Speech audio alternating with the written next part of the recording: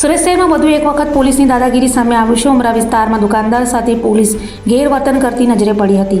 રાત્રિના સમયે દુકાનદાર સાથે પોલીસે રકઝક કરી હતી અને મોડી રાત સુધી ચાલુ દુકાન બંધ કરાવી હતી. તો આ સમયે ઉશ્કેરાયેલા પોલીસકર્મીઓએ હાથ ઉપાડ્યો હતો અને લાફો માર્યો હતો. દુકાનમાં આવતા કહ્યું કે બંધ કરવાનો ઓર્ડર છે તેમ કહી માર માર્યો હતો. હાલ તો સુરત શહેરના પોશ વિસ્તારના સીસીટીવી વાયરલ થતાં પોલીસની કામગીરી પર સવાલો ઊભા થયા છે. આ જે સીસીટીવી વાયરલ થયા છે એ બનાવ છે 18 તારીખનો છે અને આપ જોઈ શકો છો એમાં રાત્રે 12 વાગ્યા પછીનો સમય છે. સ્થાનિક રહીશોની ફરિયાદોના આધારે ત્યાં જે પાનના ગલ્લા, ચાની લારીઓ છે અને ઈંડાની લારીઓ છે એ બધી લારીઓ 11:30 વાગે બંધ કરાવવાનું કામ પોલીસ કરે છે અને આ કામ છેલ્લા 1 અઠવાડિયાથી પોલીસ સતત સમજાવટથી કરી રહી છે.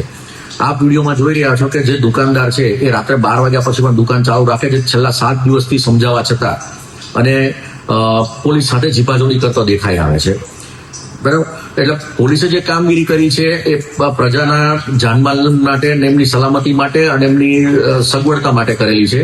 આમાં પોલીસનું પર્સનલ કંઈ નથી અને જે કંઈ કાર્યવાહી થઈ છે એ યોગ્ય થઈ છે.